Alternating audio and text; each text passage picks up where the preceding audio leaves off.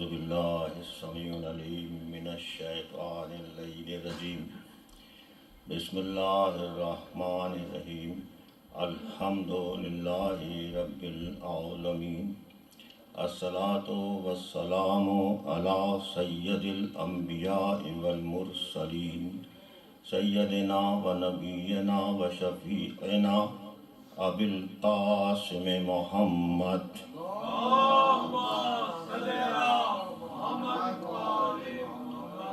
صلی اللہ علیہ وآلہ الطیبین الطاہرین المعصومین المظلومین الذین اذہب اللہ عنہم الرجس وطہرہم تطہیرا.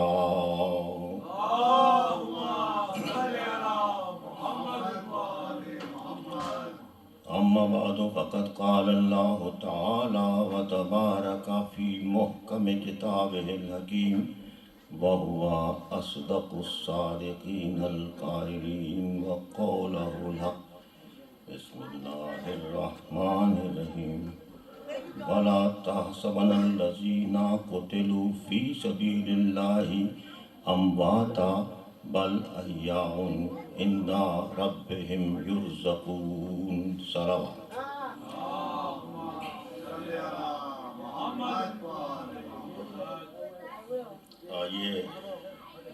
یہ صدا خانے میں ان ایام ادا کے دوران مسلسل مجالس کا سلسلہ جاری ہے اور محرم کی چاند رات سے اور آج 9 محرم ہے.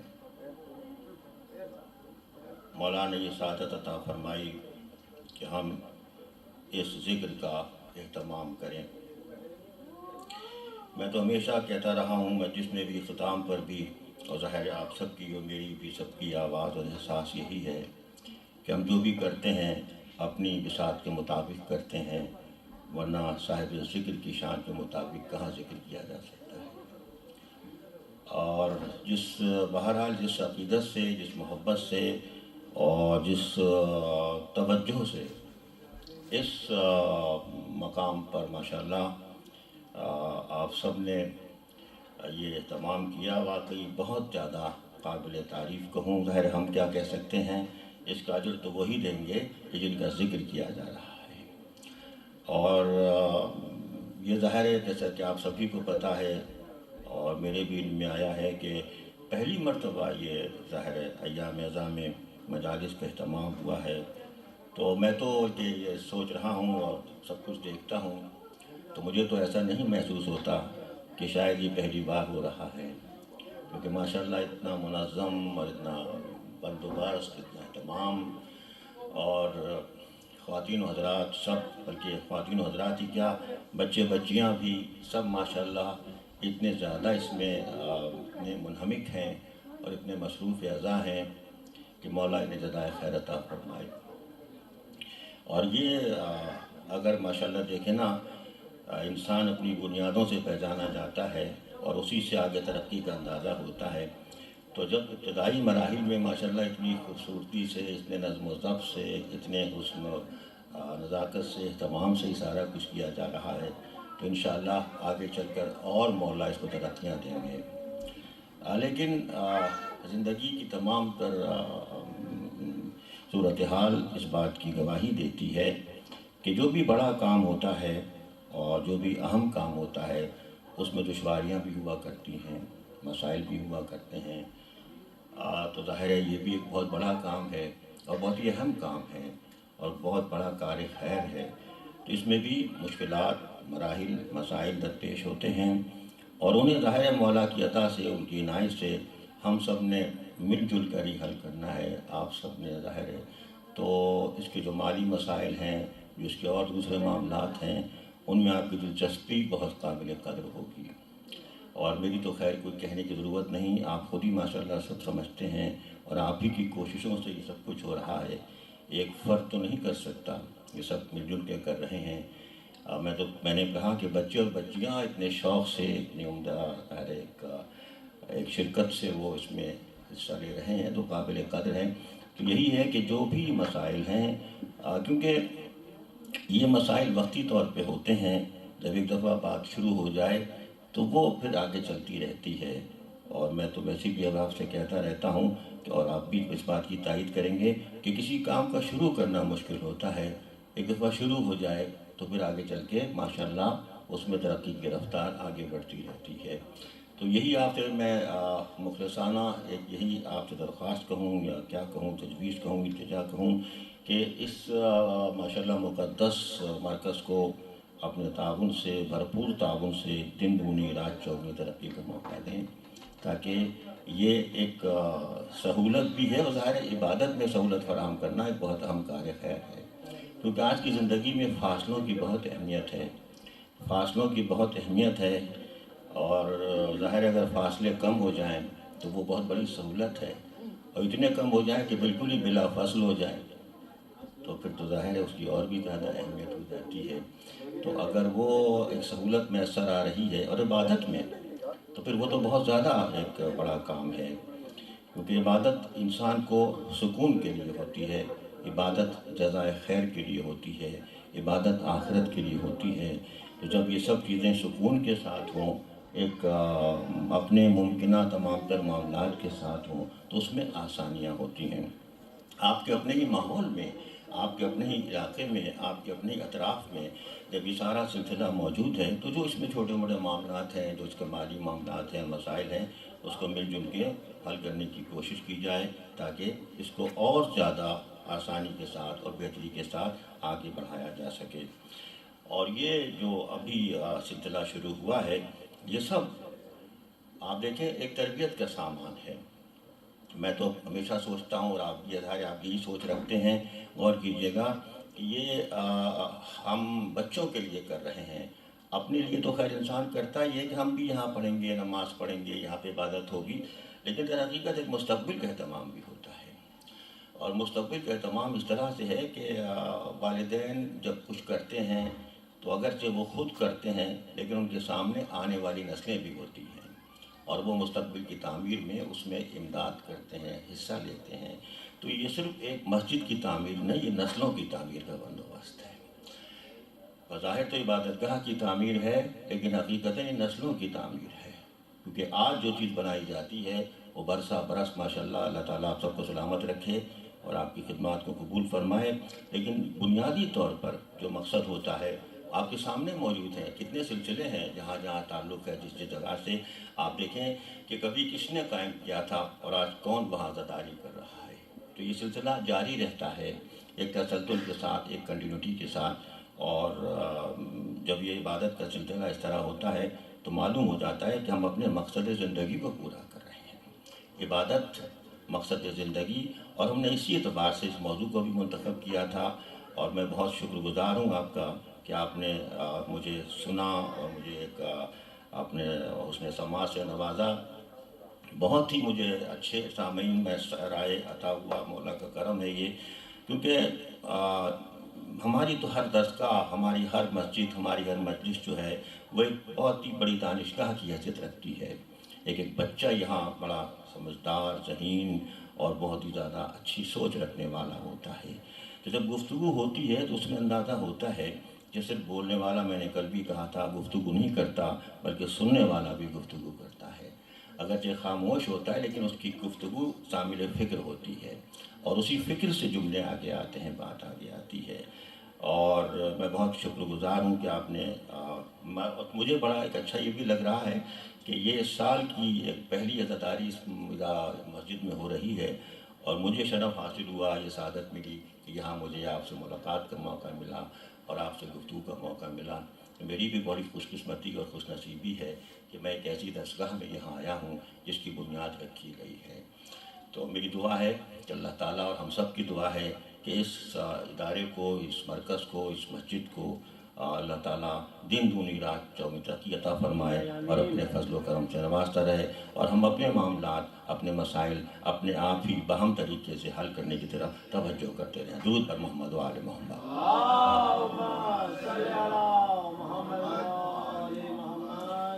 آج 9 محرم ہے، اور ایسی تاریخ ہے اور ایسی شب ہے کہ جس کے دوران یا جس کے درمیان ذہن ادب کشمکش میں مبتلا ہے کہ کہاں سے بات شروع کی جائے اور کہاں سے ختم کی جائے، کیونکہ نگاہ کے سامنے شب عاشور کا منظر ہے۔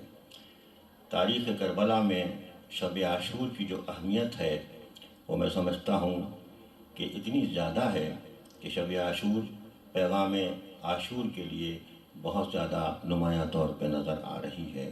میں نے کہا نا کہ عبادت ہماری زندگی کا مقصد ہے، اور شب عاشور بھی آپ دیکھیں کربلا میں عبادتوں کی رات ہے، عبادتوں کی ساعتیں ہیں شب عاشور۔ آوازیں آ رہی ہیں تسبیح کی، آوازیں آ رہی ہیں تکبیر کی، اور جس کے بارے میں مثال دی گئی کہ ایسے جیسے کوئی شہد کی مکھیوں کی آوازیں آ رہی ہیں۔ اس انداز سے ایک ایسی عبادت کا ماحول بنا ہوا ہے کہ شب عاشور میں تو آج میں سوچ رہا ہوں کہ دیکھیں ہم نے تہذیب کربلا کے حوالے سے اس قدر گفتگو کی ہے، میرے ذہن میں ہر بات محفوظ تو نہیں ہے، لیکن میں اپنے احباب کا بہت شکر گزار ہوں کہ انہوں نے میری باتوں کو توجہ سے سنا اور وقتاً فوقتاً مختلف باتیں مجھے یاد بھی دلاتے رہے۔ اور ایک اچھی بات یہ لگتی ہے کہ اگر کسی بات سے کوئی اور بات ذہن میں آ جائے، میں نے شاید پہلے بھی کہا ہو، لیکن میں سوچ رہا تھا کہ اگر میں نے کوئی بات کہی اور اس پر آپ نے کوئی بات کہی، اس کا مطلب یہ نہیں ہوتا کہ مجھے یہ احساس ہو کہ میں نے کیوں نہیں کہی، بلکہ مجھے یہ اچھا لگا کہ مطلب میری بات سے کسی کو خیال آیا کہ یہ بات بھی ہو سکتی ہے۔ یہی تو سارا معاملہ ہے کہ آپ بات سے بات ثابت کر رہے ہیں، بچے بڑے نوجوان مرد خواتین سب اس کو دیکھ رہے ہیں اور سوچ رہے ہیں کہ اگر ایک جملہ کہا گیا ممبر سے تو اس جملے پہ کتنے جملے ذہن میں آ رہے ہیں، کتنی باتیں سامنے آ رہی ہیں۔ ان باتوں سے صرف یہی نہیں ہے کہ باتیں وہیں پہ ختم ہو جاتی ہیں، بلکہ باتیں پھر عملی شکل اختیار کر لیتی ہیں، کیونکہ اصل مقصد تو عمل میں لانا ہے۔ یہ سارا سلسلہ جو ہے یہ عمل کا معاملہ ہے، عزاداری ہے یہ بھی عمل کے لیے ہے، یہ تمام نوحہ خوانی ہے یہ بھی عمل ہے، یہ سارا سلسلہ ایک عمل کا تسلسل ہے۔ اب عمل کسے کہتے ہیں غلط تقریر کیا متقاضی ہے مضمون، صرف اتنا کہوں گا کہ جو یہاں ہو رہا ہے اس کی مقصدیت یہی ہے کہ ہم اس کی عملیت پہ توجہ رکھیں، اس کی آبجیکٹیوٹی پہ توجہ رکھیں۔ ہم نے کہا نا تہذیب کربلا، تو تہذیب میں اخلاقیات ہے، تہذیب میں انسان کے حسن اخلاص ہے، تہذیب میں انسان کے حسن سلوک ہے، تہذیب میں حسن معاشرت ہے، تہذیب میں انسان کی بول چال ہے، تہذیب میں چال ڈھال ہے، تہذیب میں ایک دوسرے سے رویہ ہے، بہت سی چیزیں ہیں۔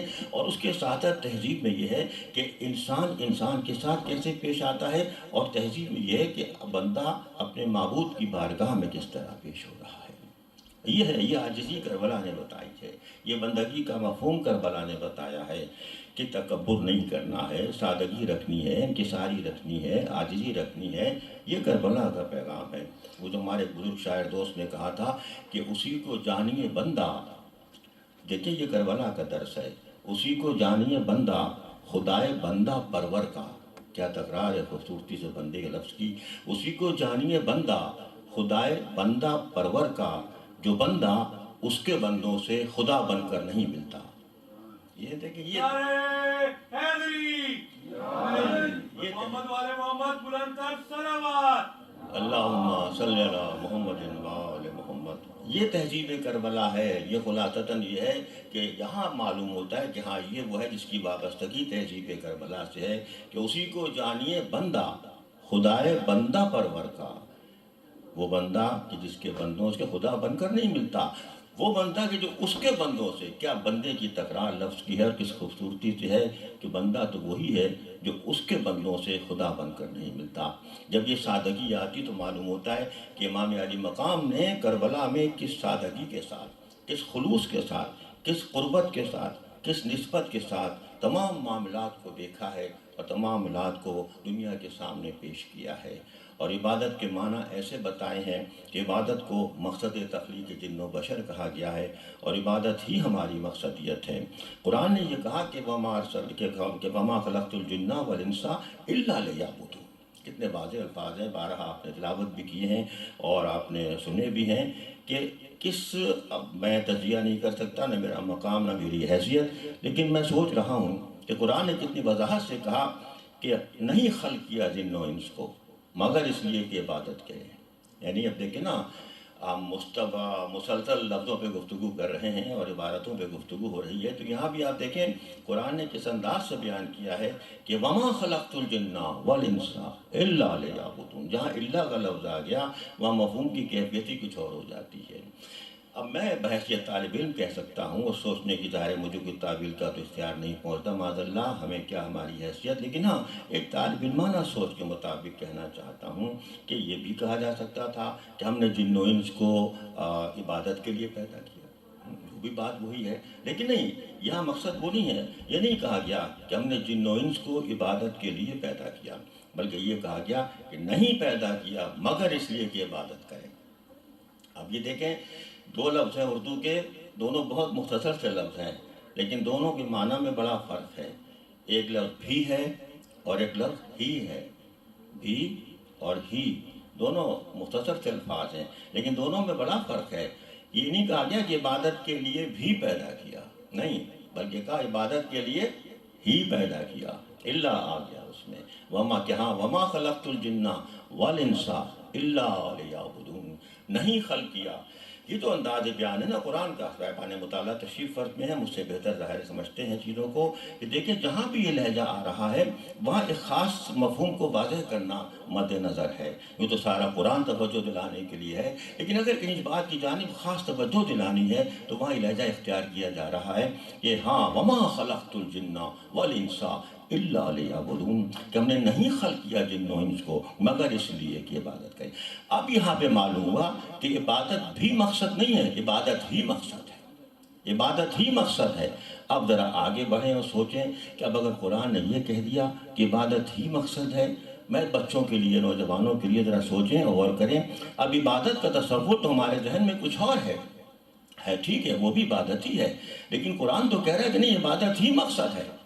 تو اگر ہم اس محدود معنوں کو عبادت کے مفہوم میں شامل کریں گے تب تو ہمارے ذہن میں کچھ اور بات آتی چلی جائے گی کہ کیا کریں ہم، ہر وقت ہم ایک ہی عمل انجام دیتے رہیں۔ نہیں، ایسا نہیں ہے، ہماری تو اور بہت سی ذمہ داریاں ہیں، ہمارے اور بہت سے معاملات ہیں، ہمارا روزگار ہے، ہمارا ذریعہ معاش ہے، ہماری لوگوں سے میل جول، ہمارا ملاپ ہے، بہت سی باتیں ہیں، درد ہے، غمی خوشی وغیرہ ہے، بے شمار چیزیں ہیں، محلہ داریت ہے، شہر ہے، تعلق ہے، خاندان ہے۔ تو قرآن تو کہہ رہا ہے کہ نہیں، عبادت ہی مقصد ہے۔ تو اگر عبادت کے معنی سے وہ لیے جائیں جو ایک خاص معنویت رکھتے ہیں تو پھر تو بات کچھ اور ہو جاتی ہے، لیکن قرآن تو یہ کہہ رہا ہے کہ ہم نے پیدا ہی اس لیے کیا کہ عبادت کریں۔ اس کا مطلب میرے ظاہر ہے ایک طالب علمانہ سوچ کے مطابق میں بیان کرنے کی سعادت حاصل کر رہا ہوں۔ اب اس کا مطلب یہ کہ اب عبادت محض چند لمحات کا نام نہیں ہے، بلکہ عبادت ساری کی ساری زندگی کا نام ہے۔ درود بر محمد و آل محمد۔ عبادت ساری کی ساری زندگی کا نام ہے، ساری کی ساری زندگی کا نام اگر کہوں تو کہنا چاہیے عبادت صرف ایک لمحے کا نام نہیں، عبادت طرز زندگی کا نام ہے، عبادت طرز معاشرت کا نام ہے، عبادت طرز بود و باش کا نام ہے، عبادت مسلسل حیات کا نام ہے، حیات پہم کا نام عبادت ہے۔ جب وہ مفہوم سامنے آتا ہے تو پھر وہاں معلوم ہوتا ہے کہ زندگی صرف ایک مقصد سے عبارت نہیں ہے، وہاں تو مقصد ہی مقصد سامنے آتا ہے، ہر مقصد کسی اور مقصد کو جنم دیتا ہے اور ایک سلسلہ مقاصد چلتا رہتا ہے۔ آپ کے ذہنوں میں شاید پہلے بھی بات ہوئی ہماری اس موضوع پہ، لیکن تھوڑا سا تذکرہ کیا تھا، آپ خود بھی سوچتے رہیے، غور کیجیے گا کہ دیکھیں مقاصد تو زندگی میں لا تعداد ہیں۔ اب مقاصد سے کلی مقصد کیا ہے، حتمی مقصد کیا ہے، مقصد منتہا کیا ہے، وہ معاملہ اصل میں آخر میں آتا ہے۔ لیکن پہلی بات تو یہ کہ ایک چھوٹا سا کام بھی مقصد ہو جاتا ہے، ادھر جانا ہے ہمارا یہ مقصد ہے، ادھر جانا ہے یہ مقصد ہے، وہ مقصد۔ اب یہاں پہ بات ہوتی ہے کہ ہر مقصد کسی مقصد کو جنم دیتا ہے، راستہ دیتا ہے، پیدا کرتا ہے، رہنمائی کرتا ہے، لیکن حتمی مقصد یہی ہے کہ اللہ کی عبادت کرنا ہے، اللہ کی عبادت کرنا ہے۔ اب مسئلہ یہ نہیں ہے کہ ہم ایک لمحے کے لیے عبادت سے فارغ ہو گئے، نہیں، عبادت تو مسلسل ہے، اہم ہے، کیونکہ وہ خلقت میں عبادت شامل ہے، تخلیق میں عبادت شامل ہے۔ جب تخلیق میں عبادت شامل ہو گئی تو پھر تو ہر لمحہ عبادت ہے۔ اب میں ظاہر ہے ایک شخص ہے، وہ گھر سے نکل رہا ہے، گھر سے اپنے کاروبار کی جانب جا رہا ہے، تو کاروبار کی جانب جانا اس کا بظاہر تو ذریعہ معاش کمانے کے لیے ہے، لیکن واضح ہے کہ ذریعہ معاش کے لیے نہیں بلکہ عبادت کے لیے جا رہا ہے۔ لیکن نا اگر اس کی منفی معاذ اللہ کوئی سوچ ہو گئی تو وہ پھر عبادت سے خارج ہو رہا ہے۔ اور یہاں پہ بہت سے واقعات ہیں حضور نبی کریم صلی اللہ علیہ وآلہ وسلم سے۔ کسی نے یہی پوچھا تھا نا کہ ایک شخص جو ہے دیکھیں اس وقت اس کو وہاں جانا چاہیے تھا، یہ وقت ہے وہ وقت ہے، تو حضور نے یہی توجہ دلائی تھی کہ یہ پہلے پوچھو کہ وہ شخص کیا اپنے اہل و عیال کے لیے جائز روزی کمانے جا رہا ہے؟ کہاں وہ جائز روزی کمانے جا رہا ہے؟ تو کہا تو پھر وہ بھی عبادت کے لیے جا رہا ہے۔ تو اب ایک ذریعہ معاش کو جائز طریقے سے انجام دینا یہ بھی عبادت ہے، بچوں کی تربیت کرنا یہ بھی عبادت ہے، والدین کے احترام کرنا یہ بھی عبادت ہے، بزرگوں کا احترام کرنا یہ بھی عبادت ہے، امن و امان قائم رکھنا یہ بھی عبادت ہے، ماحول کو اچھا رکھنا یہ بھی عبادت ہے، اب بزرگوں کے ساتھ اچھی طرح پیش آنا یہ بھی عبادت ہے، چھوٹوں سے شفقت کرنا یہ بھی عبادت ہے، اہل خانہ کے ساتھ محبت کرنا احترام کرنا یہ بھی عبادت ہے، اپنی زندگی کے تمام پر جو تعلق رکھنے والی ہستیاں ہیں ان سے حسن سلوک کرنا یہ بھی عبادت ہے۔ جب یہ سب عبادت ہے تو ظاہر ہے اب ہم میں کہیں گنجائش نہیں ہے کہ ہم یہ کہیں کہ ہم وہاں جا کے عبادت کریں گے باقی گھر میں ہم تشدد کرتے رہیں، ہم مصائب و آلام اٹھاتے رہیں۔ یہ کس نے کہا ہے کہ ہم باہر جا کے ہنستے رہیں، مسکراتے رہیں اور گھر میں آ کے ایک تحکمانہ انداز اختیار کر لیں؟ یہ کس نے کہا ہے؟ یہ تو نہیں ہو سکتا نا۔ ہماری زندگی تو مسلسل عبادت ہے کہ میں بڑا نعوذ باللہ معاذ اللہ میں کوئی کسی خواجہ نے اشارہ نہیں کرا، خود اپنی ذات کے لحاظ سے سوچ رہا ہوں کہ ٹھیک ہے عبادت کر کے آ رہے ہیں، کس پہ احسان کر کے آ رہے ہیں؟ اللہ پر بھی معاذ اللہ احسان نہیں ہے۔ اللہ نے تو عبادت کے لیے بھی کہا ہے کہ تم ذکر کرو کیونکہ ذکر میں تمہارا ہی فائدہ ہے۔ اللہ کو خود تو نہیں چاہیے، وہ تو تمام چیزوں سے بالا تر ہے، وہ تو ان تمام کیفیتوں سے بالا تر ہے۔ تو اب کس پہ احسان کیا ہے کہ ہاں میں نماز پڑھ کے، ٹھیک ہے نماز پڑھی عبادت ہے، تمام روزہ عبادت ہے، تمام چیزیں عبادت ہیں، لیکن کیا وہ رویہ عبادت نہیں ہوگا جو اس کے ریئیکشن کے طور پہ آئے گا، اس کے رزلٹ کے طور پہ آئے گا، اس کے نتیجے کے طور پہ آئے گا؟ تو اب اگر گھر سے باہر تو آپ بہت ہی زیادہ منکسر المزاج ہیں، آپ بڑے مخلص مشہور ہیں، آپ کی بڑی شہرت ہے کہ بہت اچھا ہے، دوستوں کا دوست ہے، بڑا نفیس انسان ہے، لیکن گھر میں آئے تو ایک دم آپ نے فوراً ایک عجب حکم نامہ جاری کر دیا، زندگی کو اگیرن بنا دیا۔ اس سے کیا حاصل ہے؟ زندگی کو مجموعی طور سے عبادت کے مفہوم سے مربوط کریں، منسلک کریں تو معلوم ہوگا کہ عبادت کسے کہتے ہیں۔ درود پر محمد وآلہ محمد۔ یہ ہے تہذیب کربلا کہ کربلا کے سارے واقعوں کو آپ دیکھتے جائیے، آپ کو معلوم ہوگا کہ کربلا نے کیسے ہمیں عبادت کے معنی بتائے ہیں اور کیسے خوف آخرت دلایا ہے، کیسے عبادت کا مفہوم بتایا ہے، حسن معاشرت کیسے بتائی ہے، انسان کو اپنا عزیز کتنا عزیز ہوتا ہے۔ اپنا عزیز سے میری مراد یہ کہ اپنا رشتہ دار، اپنا قریب کتنا عزیز ہوتا ہے، لیکن کیسے اپنے عزیزوں کو قربان کیا ہے اپنے دوستوں کی خاطر۔ آپ دیکھیں یہ ہے درس کربلا، یہ ہے عبادت کا مفہوم کہ اگر کہیں شب عاشور ہی کی بات ہے کہ اگر امام علی مقام کے اصحاب جو ہیں وہ کہیں دشمنوں کے نردے میں پھنس رہے ہیں، گھر گئے ہیں، مصیبت میں ہیں اور وہاں سے آواز دے رہے ہیں کہ مولا مدد فرمائیے، آئیے، شب عاشور کا معاملہ ہے یہ، اور جب وہاں پہ آ کے امام کس کو بھیج رہے ہیں؟ امام حضرت عباس کو بھیج رہے ہیں۔ اب حضرت عباس معاذ اللہ کوئی معمولی شخصیت تو نہیں، بہت بڑی شخصیت ہیں اور کتنی عزیز شخصیت ہیں۔ اب آپ دیکھیں دوست کے لیے کتنے عزیز شخص کو بھیج رہے ہیں۔ یہ ہے محبتوں کا معاملہ کہ حسین جانتے ہیں کہ میرے لیے ہر شخص عزیز ہے، حسین جانتے ہیں میرے لیے ہر شخص اہم ہے۔ اس میں بھی معاشرت کا پہلو آ جاتا ہے۔ میں ساری گفتگو میں ایک خاص انداز سے باتیں کرنے کی سعادت حاصل کر رہا ہوں، اس میں بھی معاشرت کا پہلو ہے۔ ہم نے سمجھا ہے کہ کوئی شخص بہت غیر اہم ہے، کوئی شخص بہت اہم ہے، کسی کا مال و دولت اس کو اہم بنا رہا ہے، کسی کا عہدہ و منصب اس کو اہم بنا رہا ہے، کسی کا بیچارے کا۔ یہ تو ہماری سوچ نہیں ہے، یہ تو ہمارے سے مخالف لوگوں کی سوچ ہے جو کسی پیشے کی بنیاد پہ کسی کو اہم قرار دے دیں۔ یہ تو پرانی سوچ تھی نا جہاں جسم نے منسوخ کر دیا ہے، جو جاہلیت کے دور کی سوچ ہے کہ نہیں اس کا یہ کام ہے، نہیں، ہر شخص اہم ہے، ہر شخص اہم ہے۔ کچھ نہیں پتا کس سے آپ کو کب کون واسطہ پڑ جائے، کچھ نہیں پتا کس گڑھے میں خدا نہ خواستہ کوئی انسان گر پڑے اور کون حقیر سے حقیر آدمی جسے آپ سمجھ رہے ہیں وہ آپ کو اٹھانے کے لیے وہاں آ جائے۔ اس لیے زندگی میں کسی کو غیر اہم نہ سمجھو، ہر شخص اہم ہے۔ اور کیا پتہ جس کو آپ بہت میں اہمیت دے رہا ہوں، بڑے عہدے پہ فائز ہے، بڑے منصب پہ فائز ہے، کیا پتہ آپ اس کے دروازے پہ جائیں اور آپ کا اس کا عملہ آپ کو اس کے اندر ہی نہ آنے دے تو کیا کریں گے آپ؟ اس لیے زندگی کو اس طرح وسعتیں دیں جہاں درس کربلا ملے کہ دیکھیں حسین نے بتایا کہ ہم ہر شخص کو اہمیت دے رہے ہیں، ہم ہر شخص کو اہمیت دے رہے ہیں۔ ہم بتا رہے ہیں کہ دیکھو اگر ہمارے کسی ساتھی کو کوئی مصیبت کا سامنا ہے، ہم اپنے عزیز سے عزیز شخص کو بھیج رہے ہیں۔ تو کربلا اس لحاظ سے ایک ایسی عبادت گاہ حسین بنا رہے ہیں، ایک ایسا معاشرہ بنا رہے ہیں، ایک ایسی درسگاہ بنا رہے ہیں جہاں تہذیب کا معاملہ مل رہا ہے۔ مولا آپ نے عبادت کے مفہوم کو ایسے بتا دیا کہ عبادت کہاں ہو رہی ہے۔ قرآن نے بھی کہا نا کہ عبادت وہاں ہوتی ہے جہاں میدان جنگ ہے، وہاں بھی عبادت ہے۔ وہ آپ نے بارہ پڑھا بھی ہے، سنا بھی ہے، ممبر سے بھی بات ہوتی رہی ہے کہ اب دیکھیں امام تو اس وقت کیسے عبادت کر رہے ہیں، کیا وہ صف نماز بچھاؤ۔ دیکھیں عبادت کا وہ پہلو بھی سامنے آ گیا، صف نماز بچھاؤ۔ لوگ کہہ رہے ہیں کہ مولا یہاں تو جنگ کا سامان ہے، کہا نہیں کوئی نہیں، عبادت کرو۔ اب دیکھیں کس کی نماز، ہمارا مقام کیا کہ ہم بتائیں کہ کس کی نماز افضل ہے۔ اب نماز ادا کی جا رہی ہے، امام کی اقتداء میں نماز ادا کی جا رہی ہے، لیکن کچھ ہستیاں وہاں ایسی بھی ہیں، سعید بن عبداللہ جیسی، کہ جو امام کے، میں کیا لفظ استعمال کروں، حفاظت امام کی ذمہ داریاں انجام دے رہے ہیں، یعنی گارڈ کے طور پہ کام کر رہے ہیں۔ وہ سامنے کھڑے ہوئے ہیں اور باقی پیچھے کھڑے ہوئے ہیں۔ اب مجھے نہیں پتا کس کی نماز افضل ہے، جو پیچھے کھڑے ہوئے ہیں، جو ساتھ میں کھڑے ہوئے ہیں۔ وہ نماز افضل اس طرح سے ہو رہی ہے کہ نماز کے دوران ہی ایسی مصیبتوں کا سامنا آ رہا ہے کہ شہید ہو جاتے ہیں۔ وہ شہادت کتنی افضل ہے کہ شہادت بھی سامنے آ رہی ہے، عبادت بھی سامنے آ رہی ہے۔ درود پر محمد و آل نعرہ حیدری اور محمد والے محمد بلند تر صلوات۔ اللہم صلی اللہ محمد و آل محمد۔ تو یہ مفہوم عبادت حسین نے بتایا کہ دیکھو، اور یہ آج ہی کا معاملہ نہیں، کربلا، میں نے پہلے کہا تھا کہ کربلا کا پس منظر ہے، حسین کا پس منظر ہے۔ حسین کے نانا حضرت ختمی مرتبہ سرکار دو عالم صلی اللہ علیہ وآلہ وسلم کا طریق یہی رہا ہے۔ میں نے کہا نا کہ ساتھیوں کو بچانے کے لیے حضرت عباس کو بھیج رہے ہیں۔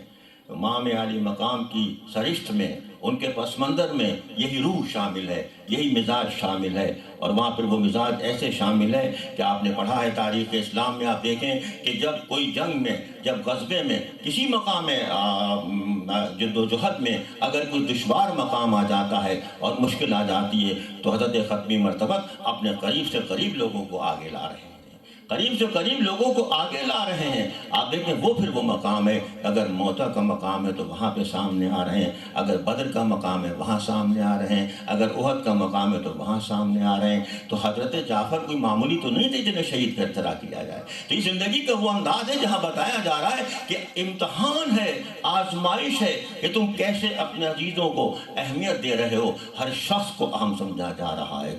تو کربلا اس لحاظ سے ہمیں چھوٹوں بڑوں، چھوٹوں کا لفظ میں اس لحاظ سے کہہ رہا ہوں جو عمر میں کم ہیں، والدین کی اہمیت کو بتایا جا رہا ہے، بزرگوں کی اہمیت کو بتایا جا رہا ہے۔ تو تہذیب کربلا در حقیقت قرآن کی تفسیر نظر آ رہی ہے، تفسیر قرآنی ہے، یہ تفسیر قرآنی ہے کہ ہاں قرآن نے کہا کہ وہی یقیناً کامیاب ہے جو تزکیہ نفس کر رہا ہے، جو تزکیہ نفس کر رہا ہے۔ قد افلح من زکا، کہ جس نے ہاں فلاح پائی ہے اسی نے جس نے نفس کا امتحان، نفس کو اپنے قابو کیا اور تزکیہ نفس کیا۔ اس لیے نفس زندگی میں بہت اہمیت کا حامل ہے۔ کامیاب وہی ہوتا ہے جو نفس پر قابو پا لیتا ہے، نہ کہ وہ جس پر نفس قابو پا لیتا ہے۔ یہ ہے زندگی کا سارا معاملہ۔ آسان لفظوں میں بات کی جائے، اصطلاحات میں باتیں کرنے کا زیادہ عادی تو کیا کہ میں انٹینشنلی ایسا نہیں کرتا، خود بخود ایسا ہو جاتا ہے کہ زیادہ مشکل الفاظ سے گریز ہو جاتا ہے۔ حالانکہ ہو سکتا ہے مشکل الفاظ کا استعمال جو اکثر کیا بھی جاتا ہے، لیکن نہ معلوم کیوں مجھے اس سے تھوڑی سی محرومی ہے اور چاہتا بھی نہیں تاکہ بچے بھی باتیں آسانی سمجھ سکیں، ورنہ اگر اصطلاحات میں الجھ جائے تو باتیں اور انداز سے ہوتی ہیں۔ میں تو ان دو جملوں میں بھی کافی تھوڑا سا مشکل اصطلاح سمجھ رہا تھا۔ آسان لفظوں میں کہوں تو یوں کہنا چاہیے کہ انسان اپنے آپ کو اچھا رکھے، سب سے مشکل کام یہی ہے، اور کربلا نے یہی بتایا ہے، کربلا نے یہی بتایا ہے کہ دیکھو نفس کو اپنے ٹھیک رکھو۔ نفس ایک الگ مضمون ہے، اس لیے میں نے کہا میں اصطلاحات میں نہیں جا رہا کہ نفس کیا ہے۔ اتامرون الناس بالبر وتنسون انفسہم، یہ قرآن کی تعلیم ہے کہ تم کون ہو۔ اتامرون الناس بالبر، تم لوگوں کو تو نصیحتیں کرتے ہو، لیکن وتنسون انفسہم، تم اپنے آپ کو بھول جاتے ہو۔ یہ ہے اپنی ذات سے وابستہ رہو کہ تم دیکھو کہ تم اتامرون الناس بالبر، بر نیکی، اچھائی، خیر، تم دوسروں کو تو نصیحتیں کرتے ہو لیکن وَتَنْسَوْنَ أَنفُسَهُمْ، اپنے آپ کو بھول جاتے ہو۔ کیوں؟ حالانکہ کیا ہے، وَأَنْتُمْ تَتْلُونَ الْكِتَابَ، اگرچہ تم کتاب کی تلاوت بھی کرتے ہو۔ اگرچہ تم کتاب کی تلاوت بھی کرتے ہو پھر بھی تمہارا عمل یہ ہے کہ تأمرون الناس بالبر، دوسروں کو نصیحتیں کرتے پھر رہے ہو، اور تنسون انفسہم، اپنے آپ کو بھول جا رہے ہو، اور آخر میں قرآن نے کہا افلا تعقلون، تمہاری عقلوں کو کیا ہو گیا ہے۔ یہ ہے عقلوں کو جھنجھوڑ رہا ہے قرآن، عقلوں کو جگا رہا ہے قرآن، کیونکہ عقل دے کے انسان کو اللہ تعالیٰ نے راستے کا پیمانہ دے دیا ہے، راستے کا پیمانہ دے دیا ہے، میزان دے دی ہے، ایک اسکیل دے دیا ہے، ایک ڈائمنشن دے دی ہے، ایک ڈائریکشن دے دی ہے۔ یہی تو ساری زندگی ہے، یہی سارا امتحان ہے، قدم قدم پہ امتحان ہے۔ میں نے کہا نا قدم قدم پہ مقصد ہے، ایک لمحہ جائیں وہاں امتحان ہے، ادھر جاؤں یا ادھر جاؤں، یہاں جاؤں وہاں جاؤں، ادھر جانا ہے یا ادھر جانا ہے، یہ کرنا ہے یا وہ کرنا ہے، یہ نہیں کرنا ہے یا وہ نہیں کرنا ہے۔ یہی زندگی ہے، یہی زندگی ہے۔ ایک لمحہ نکلیں آپ کو معلوم ہوگا کہ ہر قدم پہ آپ کو فیصلہ کرنا ہے، اور وہی فیصلہ آپ کے قلب کا فیصلہ، آپ کی عقل کا فیصلہ ہوگا کہ وہاں اٹریکشن بھی ہے لیکن نہیں مناسب نہیں ہے، وہاں کشش بھی ہے لیکن مناسب نہیں ہے۔ ادھر کشش نہ ہو ظاہری طور پہ لیکن روح کی تازگی ہے، وہاں ایمان کی تازگی ہے، وہاں اچھائی ہے، وہاں خیر ہے، وہاں عمدگی ہے، وہاں ایمان کی بصیرت ہے۔ اب سوال صرف یہ ہے کہ آپ بصارت سے دیکھ رہے ہیں یا آپ بصیرت سے دیکھ رہے ہیں۔ درود بر محمد و آل محمد۔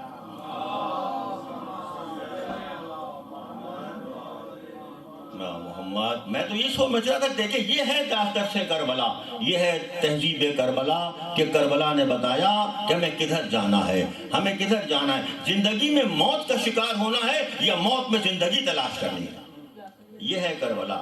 زندگی میں موت کا شکار ہونا ہے یا موت میں زندگی تلاش کرنی ہے۔ حسین کے سامنے یہی امتحان تھا، امام علی مقام کے سامنے یہی آزمائش تھی کہ دیکھیں کوئی مادی جنگ نہیں تھی۔ اگر مادی جنگ ہوتی، پہلے کسی انداز سے بات ہوئی ہے لیکن میں آج خلاصتاً گفتگو کر رہا ہوں، ظاہر تقریباً آج کی مجلس اس عنوان کے حوالے سے آخری مجلس ہوگی، آگے مجالس جاری رہیں گی انشاءاللہ، لیکن یہاں میں آج صرف گفتگو سمیٹ رہا ہوں۔ تو غور کیجئے گا کہ امام کے سامنے کوئی مادی جنگ نہیں ہے، کوئی مادی مقابلہ نہیں ہے۔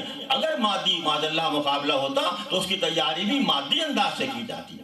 حسین مادی انداز سے تیاری نہیں کر رہے ہیں، حسین تو روحانی پیغام دینے جا رہے ہیں، اخلاقی پیغام دینے جا رہے ہیں، سماجی پیغام دینے جا رہے ہیں، انسانی پیغام دینے جا رہے ہیں۔ حسین بیدار کرنے جا رہے ہیں۔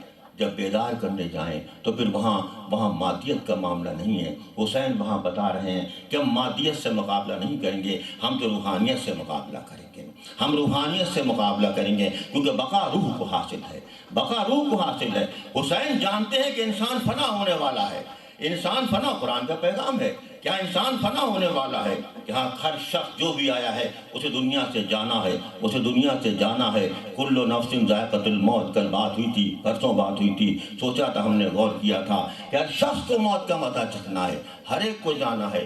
لیکن سوال یہ ہے کہ اب کیا کس انداز سے حسین وہاں یہ بتا رہے ہیں کہ موت کا سامنا تو کرنا ہے، لیکن ہم بتائیں گے کہ موت کا سامنا کیسے کیا جاتا ہے۔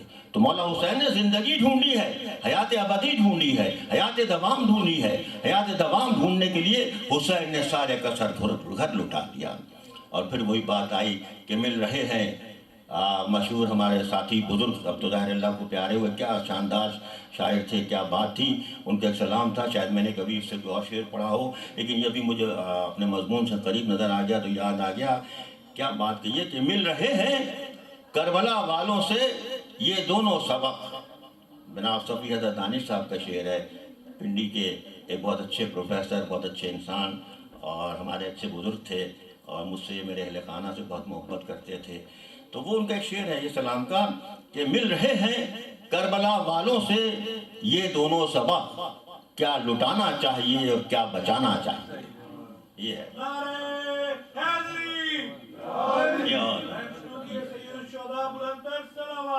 اللہم صلی علی محمد وآل محمد۔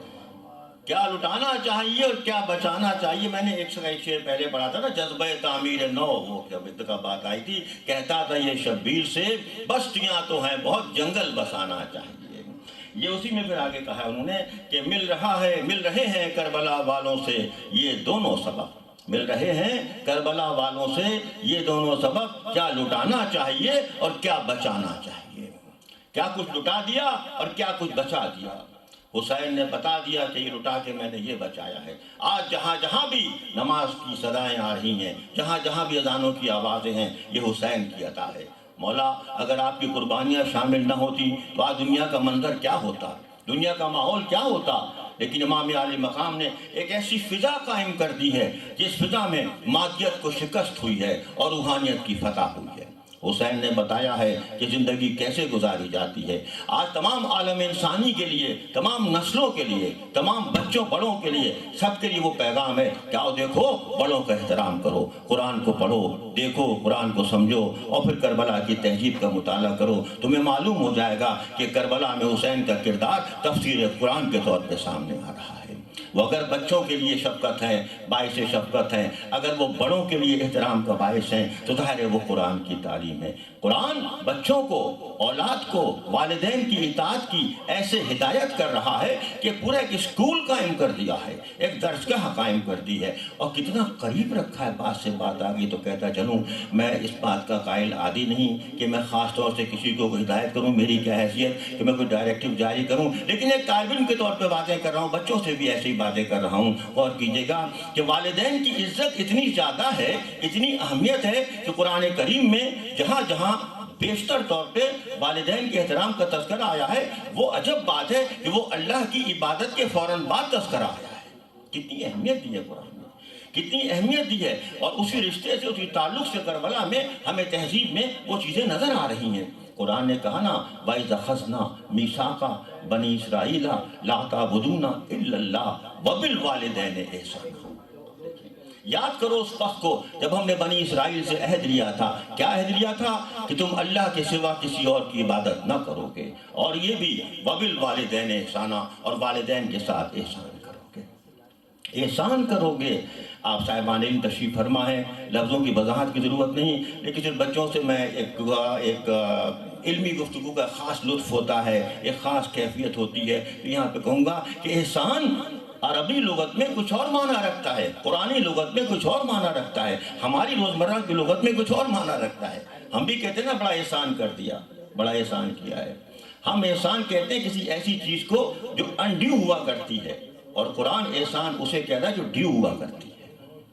ہم تو ایسے کہتے ہیں نا کتنا احسان جتاتے رہتے ہیں، دیکھیں جناب کیا ایک کام کرا لیا معمولی سا، زندگی بھر کے لیے مصیبت مول لے لی، جہاں ملتے ہیں کہتے ہیں ہم نے آپ کو وہ کیا تھا، یہ کیا تھا، بڑے احسان جتاتے رہتے ہیں۔ یہ اس کیفیت میں احسان کا لفظ آتا ہے عموماً اردو میں، لیکن یہ ایک اس کا غلط مفہوم کہوں یا روزمرہ ایسے بہت سے الفاظ ہیں، ایک الگ کام ہے پورا کہ ایسے الفاظ جو ہماری لغت میں کسی اور معنی میں آ گئے ہیں اور قرآنی لغت میں کسی اور معنی میں ہے۔ فتنہ، فتنہ کتنا خطرناک سا لفظ ہے، بڑا فتنہ پرور ہے وہ شخص، بڑا فتنہ ہے یہ وہ وغیرہ وغیرہ، لیکن قرآن فتنہ کا لفظ استعمال کر رہا ہے، اس نے اولاد کو فتنہ کہا ہے۔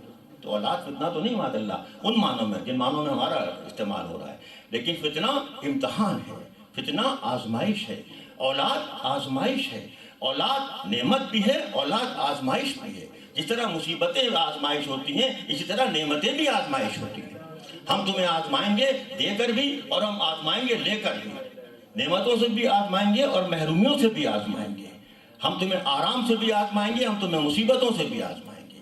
جب یہ ساری کیفیت ہو جائے تو پھر وہاں پہ قرآن نے کہا کہ دیکھو یہ احسان کرو والدین کے ساتھ۔ جب والدین کے ساتھ احسان کی بات ہے تو پھر وہاں نیکی ہے، نیکی۔ قرآن میں بہت سے الفاظ آئے ہیں ان معنوں میں، کہیں احسان کہا گیا، کہیں خیر کہا گیا، کہیں بر کہا گیا، کہیں حق کہا گیا، کہیں اس طرح صلح کا، بہت سے معنی ہیں، مختلف ڈائمنشنز کے ساتھ آئے ہیں وہ، لیکن یہاں پہ اتنا کہوں احسان نیکی ہے، احسان اچھائی ہے، عمل صالح کے معنی احسان کرنا۔ جب والدین کے ساتھ نیکی کرو تو وہ نیکی اس پس منظر میں ہے کہ والدین نے تمہارے لیے کیا کچھ کیا ہے۔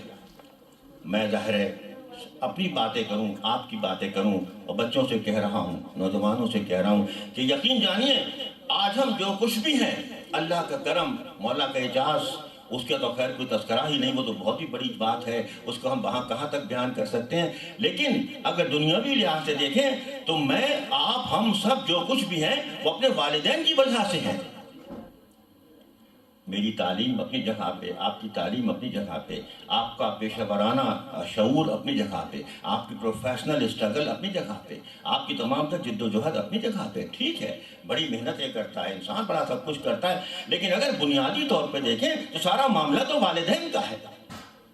جب والدین انگلی پکڑ کے اسکول لے گئے داخلے کے لیے تو وہ کیا وقت تھا، اب مجھے کیا پتا کیسے کیسے مسائل ان کے سامنے ہوں گے، کیسے کیسے وسائل کہاں سے لیے ہوں گے، کیسے کیسے تلاش کیا ہوگا کہ نہیں بیٹے کو اسکول لے کے جانا ہے، بچی کو اسکول لے کے جانا ہے، بچوں کو پڑھانا ہے۔ اپنے اخراجات کاٹ کے بچوں کو پڑھانا بہت عام سی بات ہے معاشرے کی۔ بچوں کو اچھے اسکول میں پڑھانا ہے، اپنے خرچے کم کر دینا ہے، یہ کم کرنا ہے، وہ کم کرنا ہے، خود سواری میں نہیں جاؤں گا، پیدل جاؤں گا، لیکن بچوں کو اسکول میں داخلہ کراؤں گا۔ یہ والدین کا احسان ہے۔ پڑھانا، پوچھنا، باتوں پر توجہ کرنا، خوش ہونا کامیابی سے۔ میرے بچے نے انعام حاصل کیا ہے، کتنا خوش ہے والدین کا۔ وہ والدین جب خوش ہو رہے ہیں تو ان کی حوصلہ افزائی سے ہماری ہمتیں بڑھ رہی ہیں۔ تو آج ہم جو کچھ ہیں وہ والدین کی وجہ سے ہیں۔ اور زندگی میں ایسے مقامات آتے ہیں کہ جب معلوم ہو جاتا ہے کہ والدین کے ساتھ اس نیکی کا انسان بدل تو نہیں دے سکتا، لیکن ہر لمحہ یاد تو رہتا ہے۔ ایسی روزمرہ کی باتیں ہیں، کبھی کبھی یاد آ جاتی ہیں۔ میں جہاں رہتا ہوں وہاں ہمارے ایک دوسری دوست ہیں، سینئر ہیں مجھ سے تھوڑے گہرے عمر میں بڑے، اور بہت ہمارے خاص قریبی دوست ہیں۔ وہ زمانے میں ایک بہت اونچی عمارت میں ان کا گھر تھا، کافی چوتھی پانچویں منزل پہ گھر تھا، اور اس میں وہ لفٹ بھی بیچارے کرنی تھی، اس میں سیڑھیوں سے جایا کرتے تھے۔ تو ایک دفعہ کراچی سے ان کی والدہ وہاں آئیں، بہت ضعیف، ظاہر ہے بے انتہا بیمار بھی۔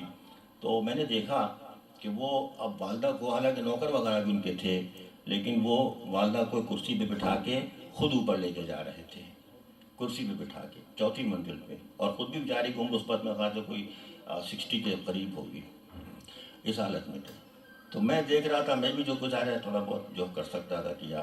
تو میں نے پھر بعد میں کہا ان سے، ہماری ذہنی سطح بھی تقریباً ایسی ایک ہی جیسی تھی۔ میں نے دیکھیں مجھے آج اچھا لگا، یاد آ رہا تھا کہ کبھی ماں نے آپ کو اٹھایا تھا، آج آپ نے ماں کو اٹھایا ہے۔ یہ ہوتا ہے، یہ شعور ہے کہ دیکھیں ہم نے تمہیں، ایک وقت وہ تھا کہ تم ہمیں گود میں لے کے چل رہے تھے، ایک وقت وہ تھا تم ہماری انگلی لے کے چل رہے تھے، آج ہم تمہارا ہاتھ لے کے چل رہے ہیں۔ کبھی تم ہمیں ہاتھ پکڑ کے اسکول لے گئے تھے، آج ہم تمہارا ہاتھ پکڑ کے اسپتال لے کے جا رہے ہیں۔ یہ کیا ہے؟ یہ زندگی کا روزمرہ کا معاملہ ہے۔ تو ہم جو کچھ بھی ہیں وہ والدین کی بدولت ہے۔ اس لیے بچوں، والدین کو اس انداز سے دیکھو کہ تمہارے لیے ایک مستقبل کا سامان ہے، اور ظاہر والدین بھی اسی لحاظ سے بچوں کے ساتھ وہ شفقت کر رہے ہیں، وقت دے رہے ہیں، اسٹرگل کر رہے ہیں۔ میں تو اکثر سوچتا ہوں ظاہر ماحول کے اعتبار سے بھی یہ آسان کام تو نہیں ہے، اسٹرگل کرنا صرف یہ نہیں ہے کہ جو کام آپ کو کرنا ہے وہ آپ نے کر دیا، وہ تو چلے پھر بھی ایک پیشہ ورانہ کام ہے، ایک پروفیشنل کام ہے، لیکن اس پروفیشنل لائف میں یا ملازمت کا اس کی زندگی میں آپ کو اور بہت سے سائیڈ ایفیکٹس بھی برداشت کرنے پڑتے ہیں، وہ بڑے مشکل ہیں۔ میرے ساتھی تھے سب، مجھے بہت ظاہر اچھے دوست اور بہت اچھے انسان اور بہت اچھے افسر بھی تھے۔ وہ ایک دن کہنے لگے کہ آج میری بڑی طبیعت خراب ہے۔ میں نے کہا کیا ہوا؟ کہنے وہ ایک ہمارا افسر ہے، اس نے عجیب سی بات کہہ دی، تو میں بس کیا بتاؤں، طبیعت آج تمام دن میری خراب رہی ہے۔ میں نے کہا کیا کہہ دیا؟ تو بتایا انہوں نے، اس نے ایسی بدتمیزی کچھ کر دی۔ تو میں نے کہا آپ بھی کچھ کہہ دیتے، کچھ بات کر لیتے۔ تو ان کا جملہ جو ہے نا وہ وہاں پہ قریب آ گیا، اور جملہ یہ آیا، کہنے لگے جی تو میرا بھی بہت چاہا تھا کہ میں کچھ کہہ دوں، لیکن فوراً مجھے بچوں کا خیال آ گیا۔ اب دیکھیں نا، تو والدین کا یہ احساس کچھ کم تو نہیں ہے، کہنے لگے مجھے بچوں کا خیال آ گیا۔ اگر صرف اپنی ذات کا معاملہ ہو تو انسان بہت کچھ کر سکتا ہے، لیکن فوراً اپنے اہل و عیال کا معاملہ آ جاتا ہے، بچوں کا معاملہ آ جاتا ہے۔ تو بچوں یہ باتیں ذہن میں رہنی چاہیے۔ میں صرف اس لیے کہہ رہا ہوں کہ انسان اپنی زندگی میں، اپنے مستقبل میں نے کہا کہ ہم جو بھی ہیں وہ اپنے والدین کی بدولت ہیں، کیونکہ قرآن نے کہا ہے کہ اللہ کے احسان۔ اچھا پھر وہ جو آیت اکثر مولانا صاحب نے بھی کوٹ کی تھی یہاں پہ، اور آپ بھی پڑھتے رہتے ہیں، تلاوت بھی کرتے رہتے ہیں، کہ ایک خاص انداز سے کہا کہ ان کے سامنے اف بھی نہ کرو۔ اب اس میں جگہ پہ یہ بھی ہے کہ عمر کی کسی خاص حد پہ پہنچ جائیں، نہیں، وہ تو ایک انتہا بیان کر دی گئی ہے، انتہا بیان کر دی گئی ہے کہ اگر عمر کی کسی خاص حد پہ پہنچ جائیں وہ دونوں یا ان میں سے ایک، تو ان کے سامنے اف بھی نہ کرو۔ اس کا مطلب یہ ہوا کہ جب والدین بزرگ ہو جائیں تو اس وقت اف نہ کرو، اس سے کہیں ہمارے جو ینگ پیرنٹس ہیں وہ ناراض نہ ہو جائیں کہ یہ کیا، نوجوان والدین بھی تو ہے نا آخر۔ تو ایسی بات نہیں، مثال انتہا کی دی جاتی، جہاں تک میں سمجھتا ہوں، تفسیر میں لکھا بھی ہے، تذکرہ بھی ہے، اس کا مفہوم ہے، مثال ہمیشہ انتہا کی دی جاتی ہے، لیکن والدین کو نسبت کے اعتبار سے سمجھا گیا ہے، رشتے کے اعتبار سے سمجھا گیا ہے۔ ہاں اگر وہ عمر کی سطح پہ پہنچ گئے تو وہ اس کا زیادہ استحقاق رکھتے ہیں، ظاہر ہے والدین کا رشتہ تو مستقل ہے، تو ان سے کبھی آپ جھڑک کے بات نہ کریں، ان کی بات کا لوٹ کے جواب نہ دیں، اس طرح سے بدتمیزی نہ کریں، اس طرح گفتگو۔ بچے ہمارے بہت مہذب ہیں، تہذیب کربلا سے وابستہ ہیں، اس لیے میں زیادہ براہ راست کہنے کا عادی بھی نہیں ہوں، کسی بچے سے بھی کبھی براہ راست کہنے کا عادی نہیں رہا، اور ہمیں ہونا بھی نہیں چاہیے۔ آپ بالواسطہ طور پہ بتائیں کہ آپ کا رویہ خود کیا ہے، آپ کا حسن سلوک کیا ہے، آپ کا انداز کیا ہے، تو بچے خود سمجھ جائیں گے کیا کرنا چاہیے۔ بچوں کو کہنے کی ضرورت نہیں کہ سچ بولو، اگر خود ہماری زندگی سے انداز سے ریفلیکشن بن جائے تو بچوں کو معلوم ہو جاتا ہے کیا کہنا ہے، اور بچے فخر کرتے ہیں، احساس تفخر رکھتے ہیں۔ میں جملہ کہوں آپ سے کہ ہماری ذمہ داری پہلے ہے کہ ہم اپنے بچوں کو احساس تفخر دیں، احساس فخر دیں۔ جب ہم سینس آف پرائڈ نہیں دیں گے تو پھر بچے کیا کریں گے؟ ہمیں سینس آف پرائڈ دینا ہے بچوں کو۔ جب بچوں کو سینس آف پرائڈ دیں گے تو نے شاید کبھی آپ سے بات کی ہو، اب اپنے طور پہ اپنی باتیں نہیں کر رہا، کسی اور کے نام سے چلے کر لیتا ہوں کہ ایک صاحب بیٹھے ہیں، فرض کریں وہاں ایک میں بلکہ ذاتی معاملہ بھی ہے، شادی کی تقریب تھی تو وہاں وہ اسٹیج پہ بٹھا دیا دولہا کے ساتھ ہار وار بنا کے، اور بچہ وہاں بیٹھا ہوا ہے عام آدمیوں میں، گیسٹ میں، لال کرسیاں جو ہمارے ماحول میں ہوتی ہیں ڈیکوریشن کی۔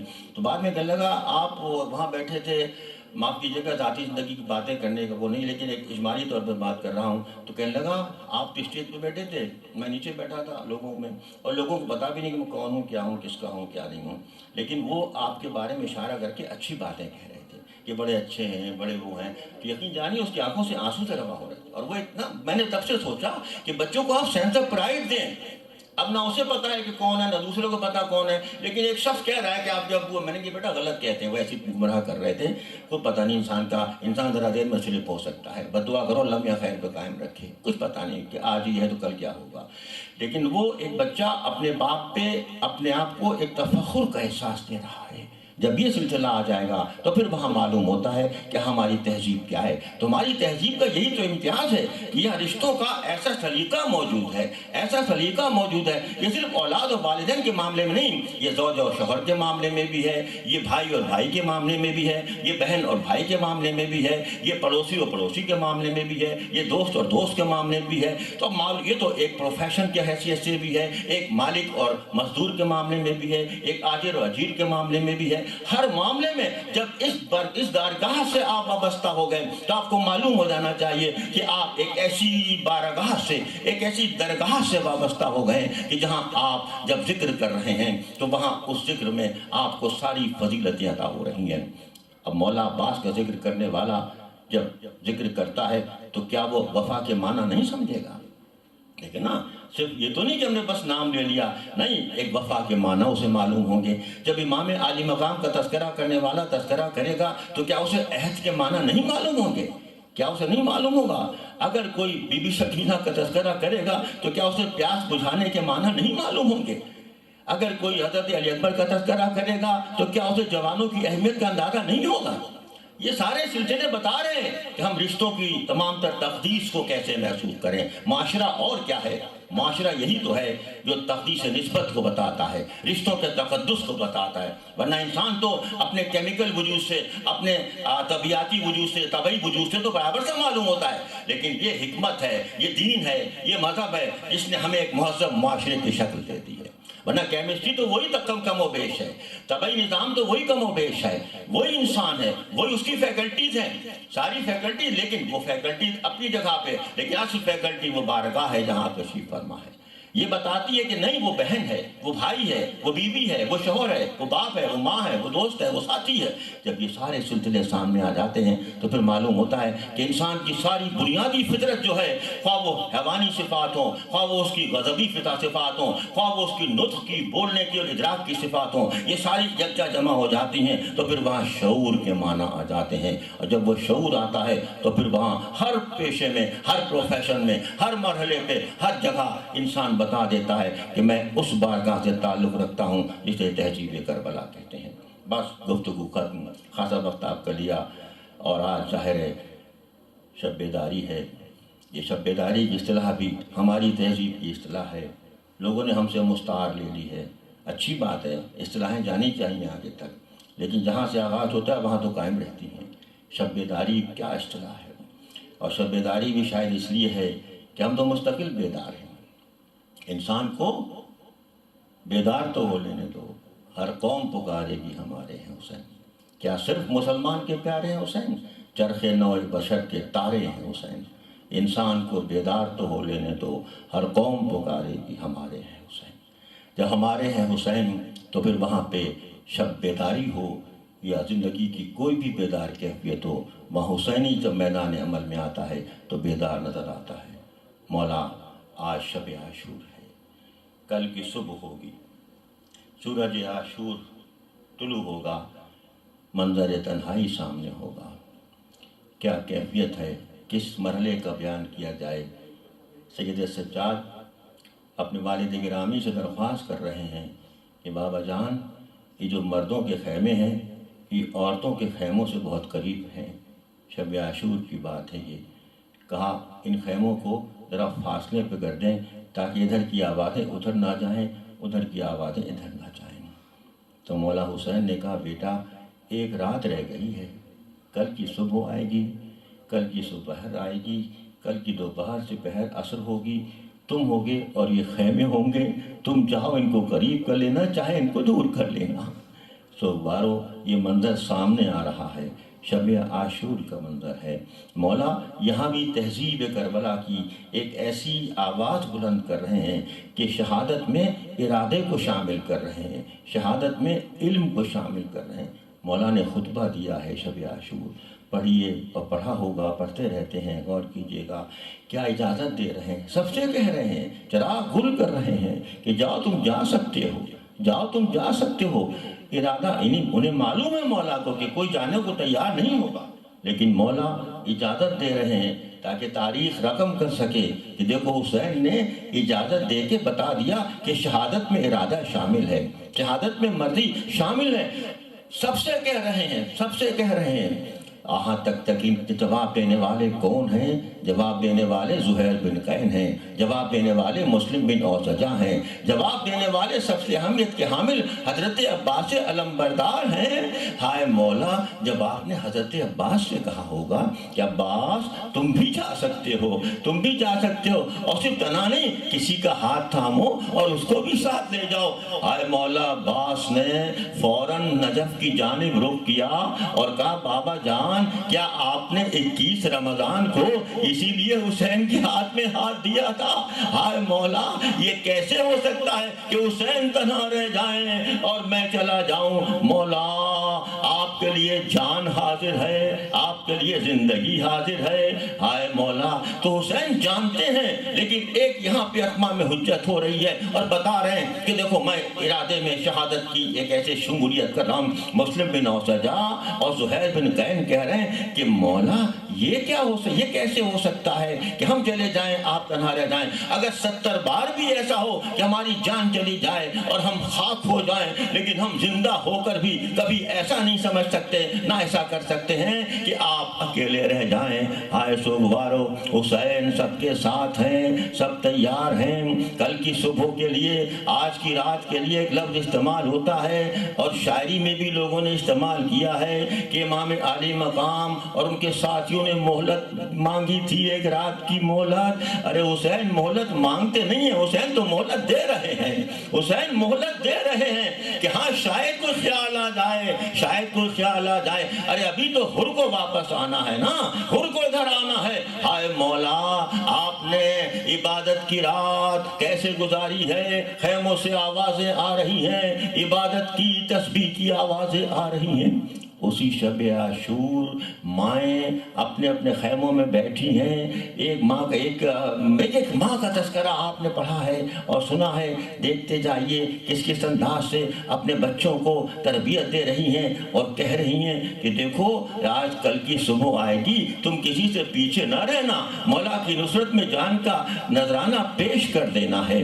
ہاں اس عالم میں ایک بی بی ایک خیمے میں بیٹھی ہیں اور افسردہ ہیں، اداس ہیں اور کہہ رہی ہیں کاش میرے بھی کوئی بیٹا ہوتا تو میں مولا کی نصرت میں قربان کر دیتی۔ حضرت عباس آئے، کہا مجھے بہن اپنا بھائی نہ سمجھو، مجھے بیٹا نہ سمجھو، مجھے اپنا غلام سمجھ کے مولا کی راہ میں قربان کر دیجئے۔ آئے عباس تمام بیویوں کا سہارا ہیں، عباس اپنی تمناؤں کی بارگاہ ہیں، عباس اپنی منتوں کا وسیلہ ہیں۔ ہائے مولا عباس آپ کا ذکر آ گیا تو ہائے بڑی جلالتوں کا نام ہے. آج میں مصائب میں کوئی ترتیب نہیں رکھ رہا ہوں. مولا عباس آپ کا تذکرہ بڑی سعادت ہے، لیکن بڑی سعادت کے ساتھ ساتھ بہت دشوار مرحلے سے گزرنا ہے. ایک عجب بات ہے، دیکھیں نا کہ کیا تذکرہ کریں اب حضرت عباس کی جلالت کا، ان کی شجاعت کا. مولا آپ تو بچوں کا سہارا ہیں، آپ بیویوں کا سہارا ہیں، لیکن کربلا میں کتنی قربانیاں دی جا رہی ہیں. شب عاشور سب کے تذکرے ہو رہے ہیں، لیکن آئیے آج ایک اس شہید کا تذکرہ کر لیں جو شباب کربلا ہے، جو جوان کربلا ہے، جو مؤذن کربلا ہے. مولا علی اکبر آپ نے قربانی کا نذرانہ ایسے جان کا پیش کیا. حضرت علی اکبر اجازت میدان لینے آ رہے ہیں تو مولا حسین کہہ رہے ہیں کہ ارے مجھ سے کیوں اجازت لے رہے ہیں؟ ارے جائیں اپنی پھوپھی اماں سے اجازت لیں، ہائے اپنی مادر گرامی سے پوچھیں، 18 برس تک جنہوں نے بڑے اپنی محبتوں سے پالا ہے. ہائے علی اکبر اجازت میدان حاصل کر رہے ہیں